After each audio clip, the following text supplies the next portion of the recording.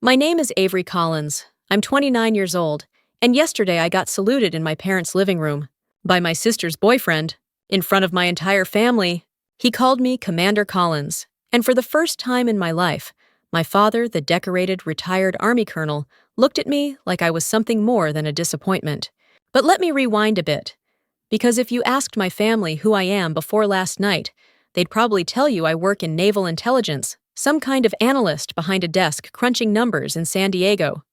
Quiet, dutiful, never quite as sharp as my older brother Brandon, or as brilliant as my sister Rachel. Just fine.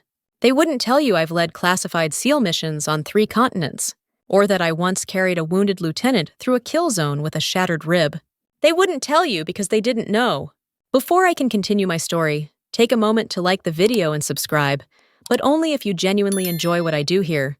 And if you're tuning in right now, drop your location and local time in the comments. I love knowing where and when we meet like this. Now dim the lights, maybe turn on a fan for that soft background hum, and let's ease into tonight's journey together. My father, Douglas Collins, never raised his voice unless someone had truly embarrassed the family or broken formation. He'd served 30 years in the Army, built like a sculpture of discipline and silence. Even his hugs felt like inspections, and in our Charleston home order was expected. The house gleamed. Dinner was at 1800 sharp. Lateness was disrespect. Emotions were distractions. Brandon got that. He practically marched out of the womb. My sister Rachel, she had the brains and the charm. Graduated top of her class from the Air Force Academy. Rachel made ambition look effortless. And me, I asked too many questions. I wanted to know why we had to iron the bed sheets, why I couldn't wear running shoes to church, why respect always looked like silence. They called me independent, but the tone always made it sound like a problem. The thing is, I learned early that being right didn't matter if it wasn't loud enough to be noticed. I didn't sulk. I trained.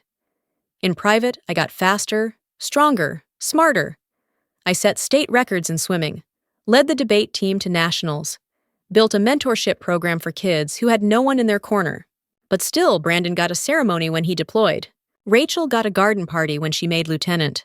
And when I got accepted into Georgetown on a full ride, Mom clipped the letter to the fridge. Dad said, "At least it's in D.C. Good connections there." I should have stopped caring. I thought I did. But it's wild what you'll do when someone you love makes you feel like a ghost. And ghosts, we learn to haunt in silence. My dad used to say, structure builds character. What he really meant was fall in line or fall out of favor. In the Collins household, nothing was accidental. Our family calendar looked like a military ops board. Rise at 0500, beds tight, breakfast timed, chores ranked, mistakes logged like intel. My mom, Margaret, never questioned it. She was a colonel's daughter. Before she became a colonel's wife, she knew the game. She kept the house like it was on base, smiled through tight lips when Dad's voice got sharp, and reminded us he means well, even when he didn't say much at all. Love wasn't unconditional. It was performance-based. Applause came after medals, recognition followed compliance, and there was no trophy for trying. Brandon thrived under that system. He was the chosen son, built like our father, disciplined like a machine. I still remember him practicing salutes in the mirror at 13, studying Ranger handbooks like scripture. Dad would say things like, "The Army's in his blood," and I'd wonder what exactly ran through mine. Rachel was a tactician. She knew how to speak our dad's language, indirect obedience, dressed up as brilliance.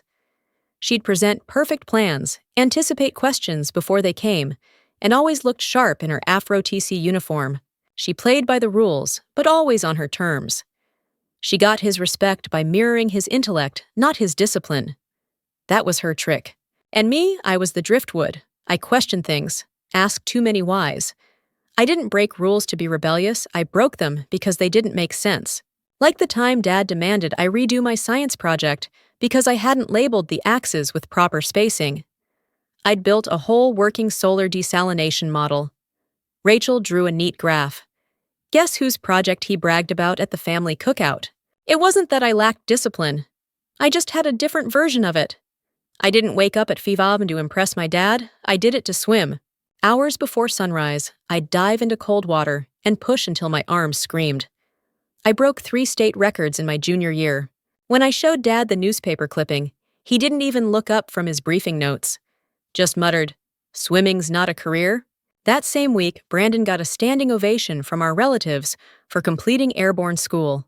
I remember sitting at the dinner table, everyone buzzing about Brandon's incredible potential, and I said without thinking, "Not everyone wants to jump out of planes to matter." Dad looked at me like I'd spit on the flag. I got a lecture on sacrifice duty and what it meant to carry the Collins name. And Rachel, she just kept chewing, not even glancing up. After that, I stopped talking. I became surgical with my silence. When I got into Georgetown, I didn't announce it. I just left the envelope on the table. Mom smiled politely. Dad said, "It's a good school. At least it's in DC government ties." He never once asked me what I wanted to study. International relations, by the way. Focus on conflict resolution. A little ironic considering the conflict at home never got resolved, just suppressed. The house in Charleston was full of flags, medals, and portraits in uniform. But not once did it feel like there was room for a different kind of warrior. Not one who thought differently. Who led without barking. Who asked questions not to disobey, but to understand. It's not that they didn't love me. It's that they didn't know how to love someone who didn't look like them in a mirror. You know, the worst kind of silence, the kind that follows your biggest win. I still remember the way my heart pounded as I stepped off that bus after the debate nationals. Our team had gone all the way to the finals in Atlanta, beating out schools with 5 times our budget and legacy reputations. I'd closed the final round with a strategic pivot on digital surveillance ethics, turning their strongest argument inside out. Our coach said it was the cleanest rebuttal she'd seen in 5 years. My teammates lifted me off the ground. I came home thinking, maybe this time he'll see me. That night at dinner, I mentioned the final. I got halfway through describing the argument shift when Dad interrupted me to ask Brandon about his latest field training exercise. I sat there blinking. Mom smiled that tired, polite smile and said, "That sounds impressive, honey." But her eyes had already shifted toward Rachel, who was talking about an intelligence internship at Langley. And just like that, the moment passed, filed away in the growing cabinet of things that only mattered to me. Invisible wins don't count in a house that only tracks medals and salutes. But I kept stacking them anyway. I couldn't help it. I didn't know how to shrink. When I launched a peer mentorship program for at-risk 8th graders at a nearby public school, I was more proud of that than anything I'd done. Some of those kids had no adults in their life who even asked how they were doing. I showed up every Wednesday for a year, helped 2 of them apply to charter high schools, and watched one go from a 1.2 GPA to 3.4.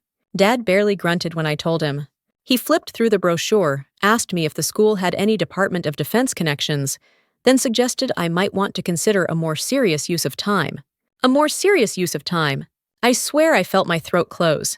Because how do you explain that to a man who measures value by rank and ribbons? That kind of dismissal has a weight.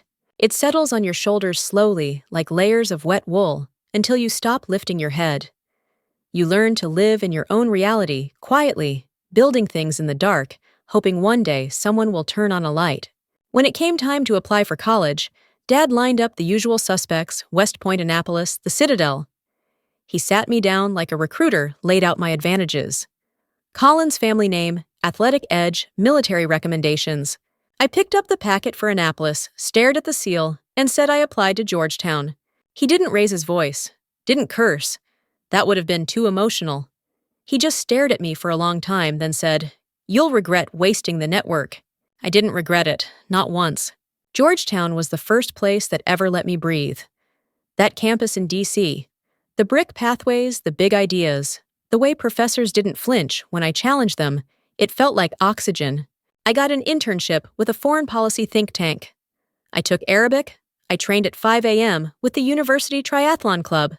I graduated with honors. And when I walked across the stage at commencement, I looked out into the crowd. No one from my family was there. Brandon had been deployed. Rachel said she had training. My parents sent a card that arrived 3 days late and unsigned. I told myself I didn't care. I joined the Navy without telling my father, until it was already done. He called me the day the paperwork was processed, his voice tight and confused. Why the Navy? Not angry, just disappointed. That quiet, surgical kind of disappointment that slices cleaner than yelling ever could. I want to do intelligence work, I said. I want to travel, Study real-world conflict zones. He paused. You could have done that through the army. You could have followed a real path. A real path. I swallowed the lump in my throat and told him the half-truth I had prepared for weeks. It's still service, Dad. He exhaled slowly, like I'd let him down, in a way he'd already predicted. Well, the weather's nice in San Diego. Click. That was the end of it. I didn't tell him what I'd actually signed up for. Didn't tell anyone. Because 6 months earlier during OCS, I'd been pulled aside by a woman I didn't know, Commander Elise Carter. She'd watched me push through physical drills like I had something to prove. Because I did. I wasn't trying to be the best. I was trying to outrun the echo of my father's voice in my head. Collins, she said, looking over my PT scores. Have you ever thought about special warfare? I blinked. Ma'am, that's not. I stopped myself. I thought the teams weren't open to women. She nodded. That's still the public line. But a pilot program is forming. Quietly, we're evaluating candidates. You've got the marks. That moment rewired something in me. She didn't smile, didn't flatter. Just handed me a classified folder and said, if you're interested, report to the Blue Deck after lights out. And don't speak of this to anyone. That night, I lay in bed wide awake, staring at the ceiling fan spinning shadows above me. If I did this, if I pursued it, I'd be stepping into a life I could never explain. I'd become the exact opposite of everything my father believed I was capable of, which made me want it more. So I started living two lives. By day, I filed reports, studied threat matrices, brushed up on international insurgency networks. By night, I trained in secret. I swam miles before sunrise. Did ruck runs with sandbags in my backpack. I practiced underwater knots, blindfolded. Learned to hold my breath for 4 minutes. Studied tactical handbooks over dinner. And I told no one. The Navy listed me under Naval Intelligence Officer, Analysis and Assessment. That was the cover. It was real enough to hold up under questioning. My friends in D.C. thought I'd joined a glorified data firm. My family assumed I was behind a desk somewhere on base, watching security feeds and preparing briefs for officers who made the real decisions. And every time they asked about it, I'd shrug and say, can't really talk about it. You know, security stuff. They never pushed. They never expected anything different. That was the beauty of being underestimated. The best camouflage I ever wore wasn't military grade. It was their own assumptions about who I was. There's no metaphor that truly captures Hell Week. You just live it or you don't. 72 hours in your skin is waterlogged and chafed raw. Your mind slips into strange loops. Everything aches. Your fingernails are purple. The instructors bark in your face, drench you in cold surf, push you to carry boats above your head while your legs shake. The worst part, it never stops. Most candidates ring the bell by day 2. Voluntarily. Some cry. Some collapse. Some just go silent, walk to the bell, and ring out with a blank stare. 12 women started with me. By the end of the first night, 3 were gone. The rest of us barely spoke. We weren't friends. We were soldiers under fire, trying to survive something no one would ever fully understand. I remember one girl vomiting behind the chow tent and muttering, "What kind of sick joke is this?" I didn't answer, because the truth was I'd never felt more alive. Not because I was strong. I wasn't. I was wrecked. But this was the first time in my life no one was telling me I wasn't enough. No one expected me to fail because I was Avery Collins, the forgotten sister. They expected me to fail because I was a woman. Full stop. And that made it simple. Prove them wrong, or die trying. By the third night, we were hallucinating. I saw flickering light trails in the air like a glitching video game. One guy on my team swore he saw a carousel on the beach. The instructors kept us moving log carries, boat drills, surf immersion. We got hit with a nighttime boat paddle evolution. 5 of us to a boat. The ocean was freezing. 2 of the guys in our boat crew quit mid-paddle, tipping us sideways and almost sending the rest into the waves. I don't know what snapped in me then. Maybe it was rage, or instinct, or just muscle memory from all those silent swims before dawn back at Georgetown. I started barking orders through chattering teeth. Switch stroke rhythm. Left power strokes every 3rd beat. Thompson take stern. Bennett port bow. I had no rank, no right to lead. But no one questioned me. We adjusted, pulled tight, and moved like a damn machine. When we made it to shore, Chief Morales, who hadn't looked me in the eye once that week, nodded slowly. Collins, he muttered. You have good instincts. That one sentence felt heavier than any award I'd ever received. By the time we made it through the final night, only 3 women remained, including me. Over half the male candidates had dropped. The lines between us blurred. We were no longer men or women, just survivors. And then came underwater confidence testing, a routine pool evolution controlled. Supposedly, they sent me to the bottom of the pool with an air tank. Standard drill instructors create equipment malfunctions, and you resolve them under pressure. Only this time, they knotted the air hose around my neck and kicked my regulator into the dark. I panicked. My body screamed for air. I signaled for my swim buddy Thompson, but he didn't come. They held him back. That's part of the test, seeing if you can survive abandonment. 18 seconds passed. I was seeing stars. Then I remembered something Commander Carter told us: fear lives in the lungs. Starve it.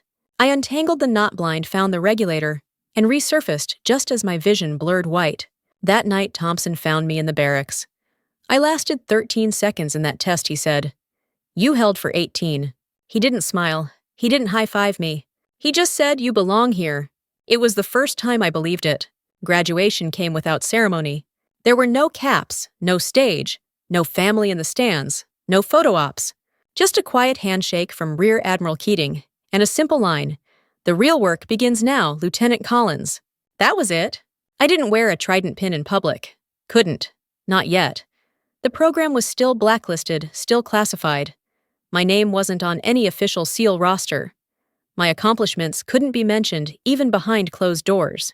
Officially, I was a naval intelligence officer assigned to a threat coordination division at North Island. Unofficially, I was a commander in training for one of the Navy's most experimental and elite SEAL units. They called us ghosts. We didn't exist on paper. Our team had no public records. Missions were scrubbed. Ranks were flexible. My family could have submitted a FOIA request and still found nothing. And honestly, that was fine by me. I'd spent my whole life being invisible to them. This time, I chose it. My first deployment was in the Horn of Africa. I was the junior officer on a recon mission for potential insurgent movement near a U.S. asset. 4 days in our perimeter was compromised. Our team had to extract across unstable terrain under moonless skies. I coordinated the fallback maneuver using satellite triangulation, jungle memory, and sheer terror. We got out without a scratch. After that, people stopped calling me the girl officer. They just called me ma'am. Within 3 years, I was leading a 7-person SEAL unit, 5 men, 2 women. We specialized in surgical extractions and embedded asset rescues. No glory, no parades. Just high-stakes, last-chance missions in places no one admitted we went. Ryan Hill, my point man, once said I had predator vision. I could see escape routes before we even hit the ground. Luca Thompson, yes, the same Thompson from Bud S, became my swim lead. Noah Bennett was our communications wizard, the guy who once rebuilt a SATCOM relay out of copper wire and an old car battery.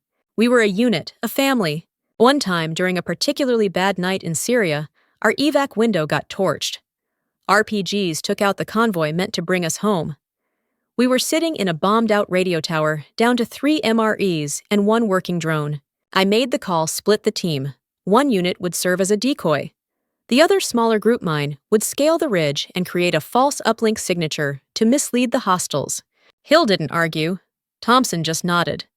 And Noah, he muttered, "Guess I'm sleeping on rocks again." That night, I climbed a ravine with 70 pounds of gear, cut my palm on a rusted spike, and nearly fell into a minefield. But we got the signal up. The decoy team made it home, and so did we.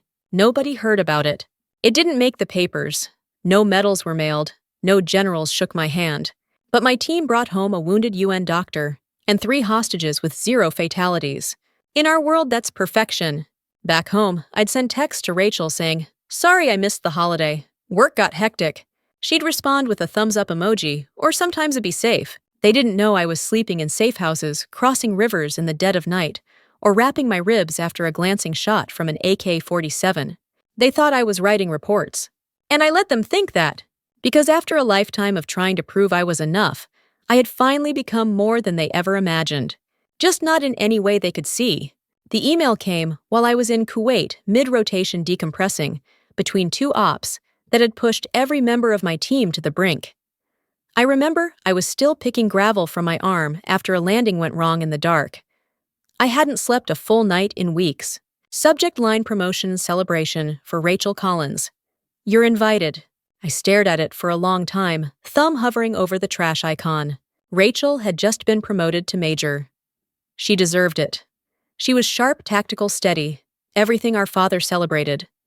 The family was hosting a brunch back in Charleston, some catered thing at the house full of officers and old friends from Dad's command years.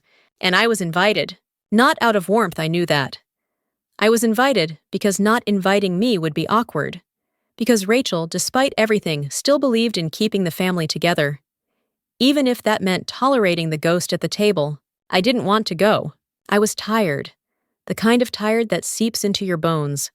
The kind of tired that doesn't come from just physical strain, but the emotional weight of carrying a secret life in plain sight. My team knew me better than my own blood did. But Noah, my comms guy, my second pair of eyes, saw the message open on my phone. You should go, he said, biting into a protein bar like it was gospel. You haven't taken leave in 6 months. I don't think a Collins family reunion counts as rest, I muttered. He gave me a long look. You led a team through a jungle carrying a wounded hostage with a concussion, and you're scared of brunch. I glared. He raised both hands. I'm just saying, if they're going to keep misunderstanding you, maybe you should at least be there for it. I laughed. I actually laughed, first time in days. So I booked the flight. I arrived in Charleston 2 nights before the event. Rented a car. Drove through the old neighborhood where nothing had changed. Same trimmed lawns, same flags waving out front. Same silence in the car as I turned onto my childhood street. The house was still spotless, white with navy shutters. The porch still had that creaky left step. I stood there with my bag and my tactical duffel dressed in jeans and a soft flannel nothing that screamed who I really was.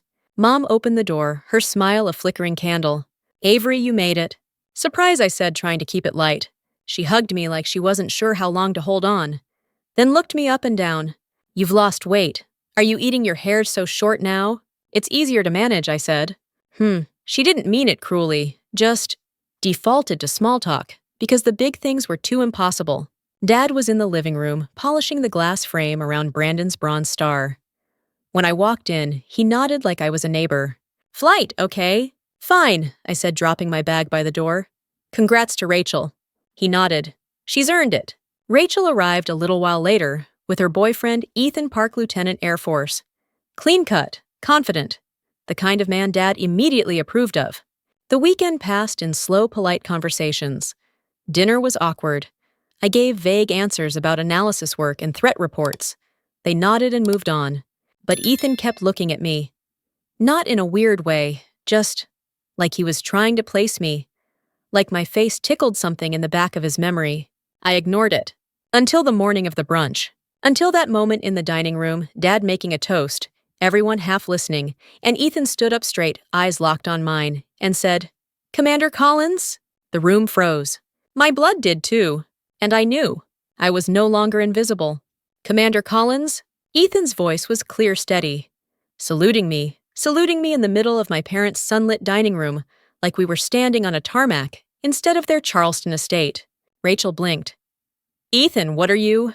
But he didn't take his eyes off me. Ma'am, he said again this time, quieter, but with unmistakable weight. I didn't recognize you before. Kandahar extraction 2 years ago. Your team saved ours. The silence that followed was bottomless. My father's fork clinked hard against his plate. Brandon actually laughed. Not a full chuckle, just one of those disbelieving scoffs you do when someone says something so insane you can't even entertain it. Mom's hand hovered near her wineglass, not moving, not blinking.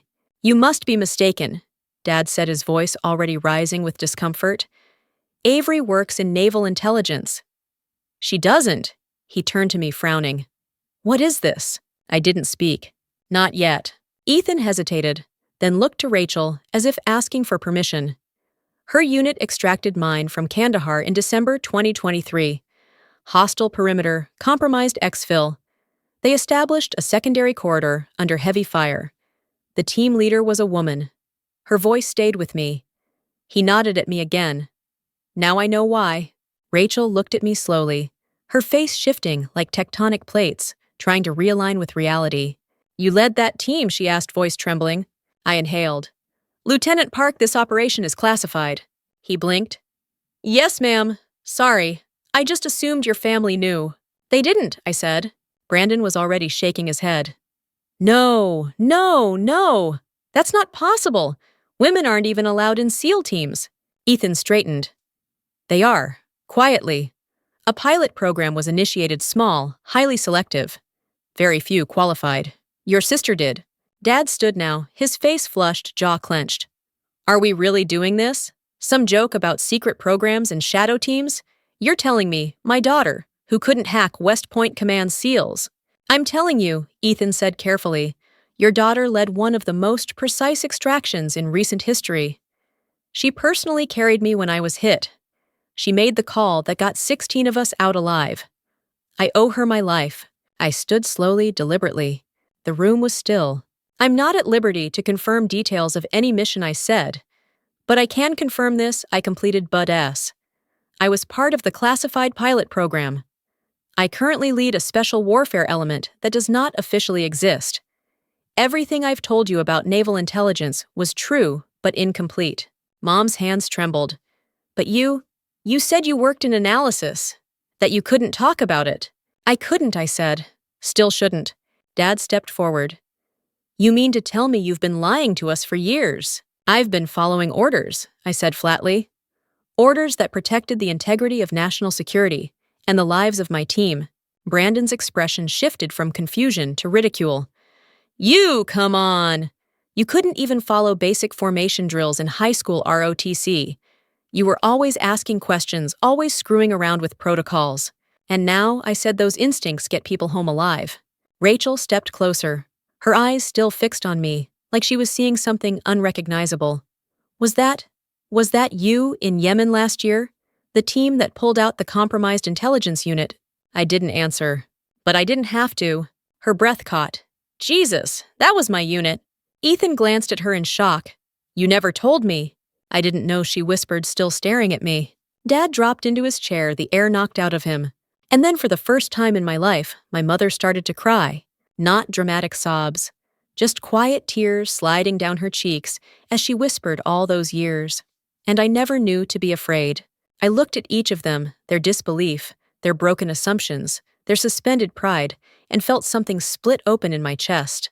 Not shame, not guilt. Relief!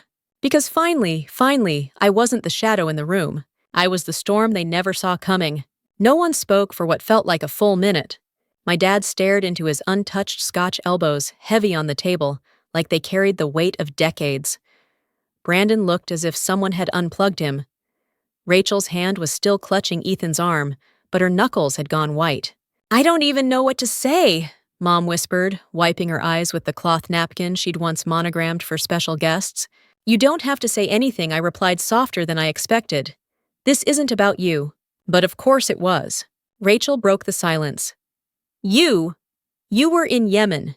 You carried one of our operatives through a market under fire. I didn't see you.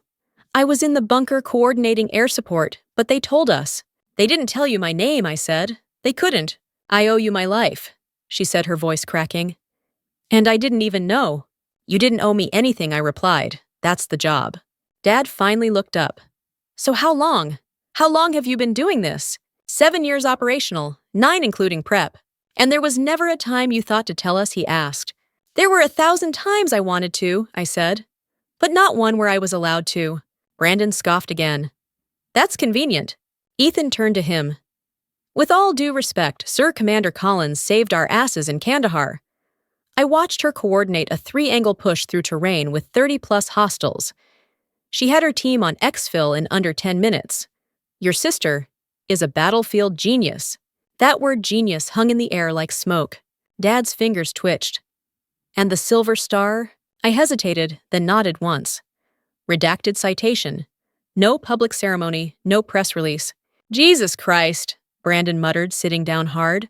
I watched his worldview crumble piece by piece. It should have felt like victory, but it didn't. Not really. Rachel reached over and took my hand. Why didn't you fight harder for us to know? I smiled sadly. Would you have believed me? She dropped her gaze. That's what I thought I said. You all had a narrative. Brandon the warrior, Rachel the genius, Avery the ghost. That made sense to you. We didn't know how to understand you, Mom said. You didn't try, I corrected. Dad stood again, this time slower, more controlled. I've spent my entire life reading people, soldiers, commanders, enemies, and I missed what was right in front of me. Because you weren't looking, I said. He nodded. You're right. There it was. 3 words I'd never expected from him. I failed to see what leadership could look like outside my box. You redefined it, Avery. And you did it without needing our applause. I stopped needing that a long time ago, I said. But maybe I still wanted it. He exhaled. Then in a move that stunned even me, he reached across the table and placed his hand on mine. I see you now, he said, and I'm proud of you. A lump rose in my throat so fast I had to look away. Damn, Brandon muttered. I guess I've been the least impressive Collins this whole time. You're not, I said honestly. We just do different things, and I've been out here bragging about making it through Ranger School, he added, with something like a self-deprecating grin. I smiled. To be fair, Ranger School is hell. Ethan laughed. I feel like I should leave. I'm not emotionally equipped for this level of family evolution. Rachel pulled him closer. You started it. And she was right. That accidental salute, it cracked the ceiling of an entire family legacy wide open. And for the first time in my life, the light came pouring through. The next morning, I woke to birdsong instead of an alarm sun spilling through gauzy curtains I hadn't seen since high school. My old room looked eerily preserved varsity letters, a faded photo of me at 16, with swim goggles perched on my head, a bookshelf that still held dog-eared copies of Catcher in the Rye and Sun Tzu. Downstairs, the smell of coffee and buttered toast drifted up like a memory. I slipped on jeans and a plain tee, brushed my hair back into a low knot, and walked downstairs half expecting the awkwardness of the old days, the strained silence, the passive tension. But the kitchen was calm. Dad sat at the table in his gray undershirt, reading the paper like any normal Saturday. Mom was frying eggs. She turned startled when she saw me. You're up. I didn't mean to sleep in, I said. She waved it off. First time you've been under this roof without a war on your shoulders. Let the eggs burn. Dad folded his paper. Coffee's fresh. And your mother picked up your favorite muffins from Harper's. I blinked. The cranberry orange ones. He nodded. Don't tell your brother. It wasn't much, but it was everything. We ate like people learning each other for the first time. Dad asked questions about deployment cycles, neutral, respectful. Brandon joined later and didn't posture, just listened. When Rachel came in with Ethan, she gave me a real smile. One that said, I see you now. And I don't need you to disappear to make room for me. Around 11:00 a.m., my phone buzzed on the counter. Secure message, ADM Keating. Recall initiated. Departure Andrews AFB 0600 tomorrow. Priority mission. I stared at the screen, my breath catching, not from fear, but from instinct. The mission mindset snapped into place. My body went rigid, calibrated for extraction. Dad noticed. Duty. I nodded. Something's shifting. Can't say what. You need to pack. Light. Always do. He nodded again, but slower. Need a ride to Andrews. I almost smiled. I've got transport. Mom wiped her hands on a dish towel and looked at me like she wanted to memorize everything about my face. You'll be careful. As much as I can be. Rachel came closer. When you get back, will you let us know? I'll find a way, I said, not promising anything the Navy wouldn't let me do. By the time I zipped my duffel, Dad had disappeared upstairs. When I came down, he was waiting by the front door, wearing his old army dress uniform. I wanted to send you off the right way, he said. I blinked, tears stinging my eyes. That's not necessary. No, he said, stepping forward. It is. And then, like it was nothing, like it was everything, he raised his hand in a formal salute. Commander Collins, he said, it has been an honor to learn who you are. And I entrust you to return to a family that finally sees you. I returned his salute. And then I broke protocol, stepped forward and hugged him. He hugged back. I hugged Rachel next. She whispered, come back safe, sis. Brandon followed. Hey, if you ever want to go head-to-head at the range. You'd lose, I said. He grinned. Maybe, but I'd lose to a legend. Mom kissed my cheek, holding on a second too long. Come home. As I stepped into the car and the house receded behind me, I looked at my reflection in the rearview mirror. For the first time in my adult life, I wasn't carrying the weight of being the family disappointment. I was simply Avery Collins, commander, daughter, and someone finally seen. Have you ever had a moment when someone finally saw who you really are after years of being overlooked? That moment when all the labels, all the smallness, all the invisible expectations finally fall away. If so, drop your story in the comments. You're not alone. If this story stirred something in you, hit that like button, subscribe, and share this video with someone who might need it. We don't always get to pick our families, but we do get to reclaim our truth. Sometimes the battlefield isn't out there. It's right at your own dinner table. And sometimes, victory looks like being called by your real name out loud for the first time.